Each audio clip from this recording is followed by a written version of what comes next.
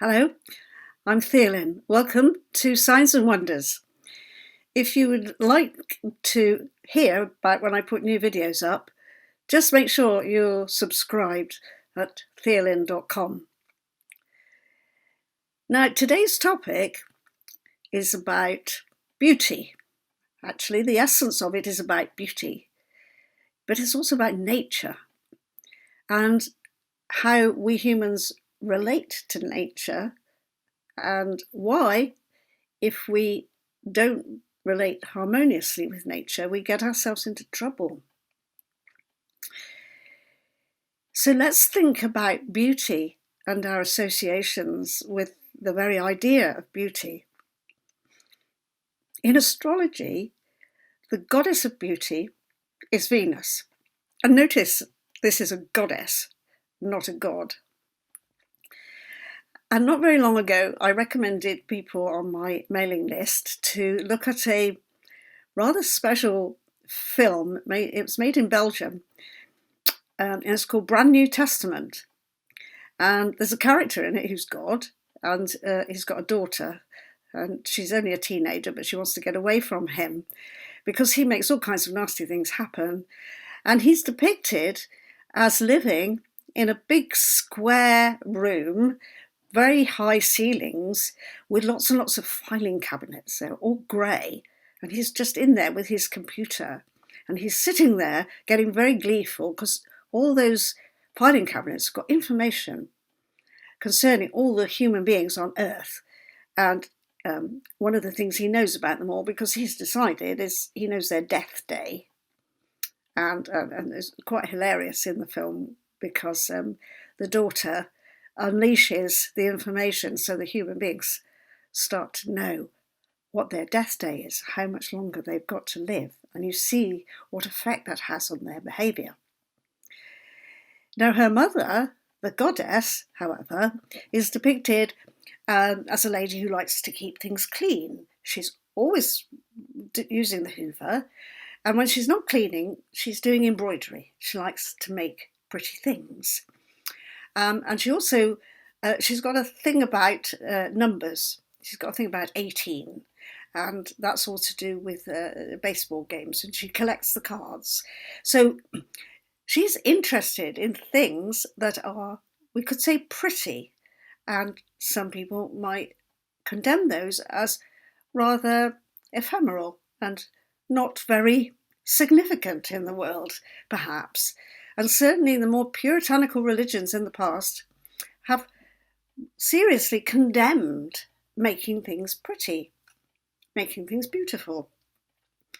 Now, Venus, as the goddess, was not just about human beings making themselves look pretty, makeup and fancy clothes and, going to the shops and things like that. She was also about keeping the temple nice. So her job would have been to put the flowers in the temple, or to perhaps put embroidery, get wall hangings, embroidered tapestries, or and so forth, or possibly in the stained glass windows, you might say.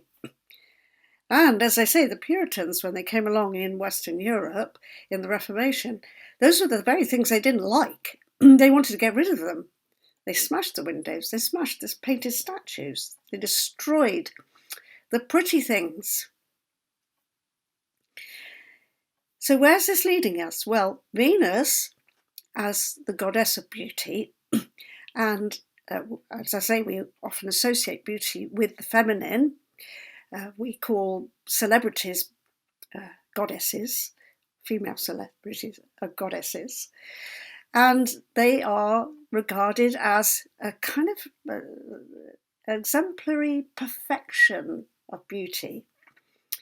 And I remember reading once how the most beautiful faces that are recognised as beauties in the public arena, whether it's movies or whatever, are very often faces which are very symmetrical, and there's a balance in the face.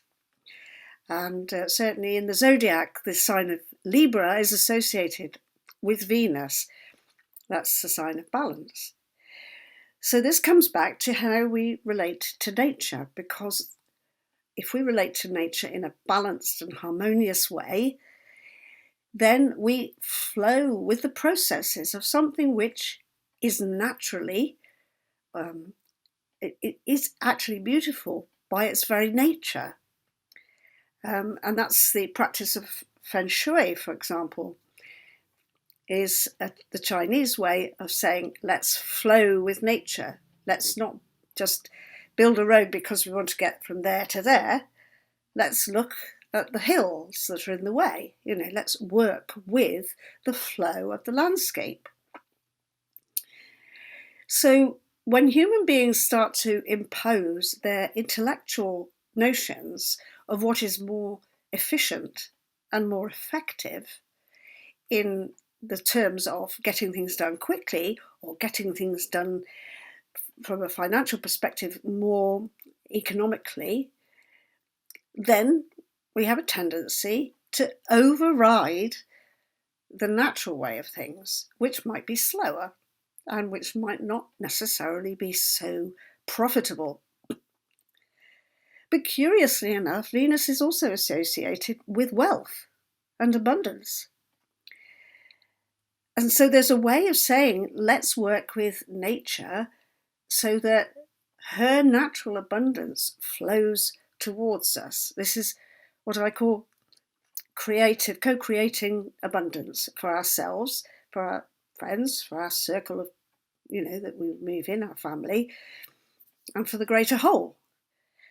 And that we shouldn't necessarily think, well, we human beings have got some kind of really fancy way of looking at things and, we could improve on nature, which of course is part of the Western way, trying to improve on nature and not listening to nature and getting the best out of what is already in place as a natural flow of things.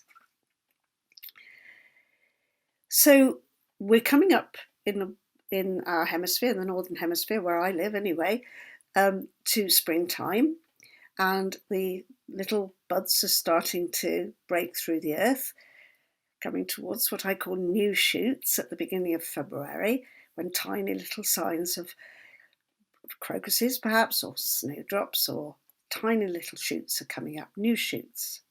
And then that will grow and unfold by Mother Nature's beautiful, harmonious methodologies. We will get spring. And that's the spring equinox, or sticky buds, I call it. So when we connect with that, we feel as though we are embodied in a natural process, not that we have to impose our will on it and, dictate to it. We can work with it. I mean, it's all right to prune the roses to encourage them to grow, but cutting down the rainforests in order to grow something that, would be economically viable for large number of shareholders is another matter altogether.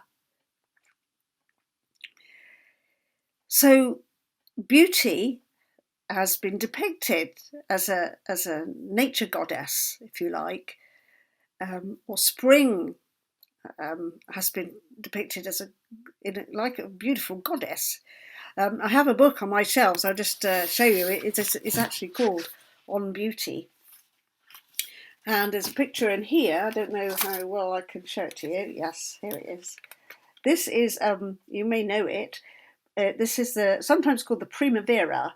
And I can't show it to you very flat. There she comes. There she is. There she is, the goddess of spring.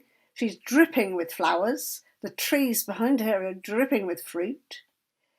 There is a blue figure coming down from one side who might be a cold north wind, who might get in the way of her bringing her beautiful abundance into the world.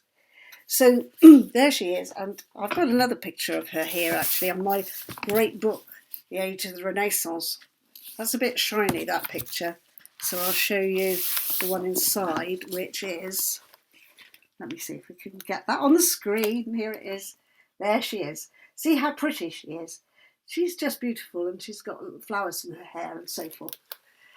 So the Renaissance painters really loved depicting the natural goddess as a feminine figure in flowing robes, with flowers falling around her as she walks. And that's the picture that, Western culture has got in its memory bank, if you like, about what a nature goddess can be. Now, the other thing about the nature goddess story is that when she is Demeter, her daughter Persephone is stolen away from her, and she weeps. She goes into mourning, and she won't grow anything, and that has to be sorted out by the gods. Although some of the gods have been involved in the abduction of her daughter Persephone. So we could say at the moment we're in a situation perhaps where the nature goddess is in mourning. And I remember with the first lockdown, when the pandemic really started to take off, hearing somebody say, Mother Nature has put us on the naughty step. And that's an interesting concept, an interesting way of looking at it. And another interesting fact is that from the astrologer's point of view, the planet or large asteroid Ceres, who is, that's another name for Demeter, the nature goddess, was sitting in a conjunction with Pluto and Jupiter and Saturn in Capricorn early last year. So she may have been under a great deal of pressure, perhaps a bit like that figure we saw in the painting, where there was a kind of cold north wind, perhaps trying to get in the way of Mother Nature bringing her abundance into the world.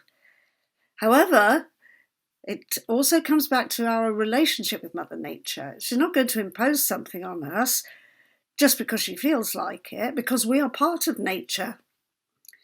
And that's part of the problem for the Western culture, is that we tend to think of ourselves not as part of nature, but as rulers over nature, always trying to develop systems to beat nature rather than collaborate with nature. So the signs of the times are, and the messages from those signs are, Mother Nature is uncomfortable. It's patently obvious to anybody, whether they're astrologers or not. It's patently obvious, and it's been being shouted about a lot for many years, even before Greta Thunberg brought out her climate change emphasis from the younger generations. It's been so obvious. And now we have to look for potential signs for what we human beings can do to ameliorate the situation, to heal the situation. That's where we need to go. What is the possibility of healing nature, of healing ourselves, healing the human psyche, and coming to terms with some kind of shadow that we are casting on a natural order, which is coming back to put us on the naughty step? What can we do? So I can't answer that just in a short video, but it's a topic that I'm going to come back to. So don't forget to subscribe at Theolyn.com, and then you'll always know when I put a new video up. Many blessings, and keep shining.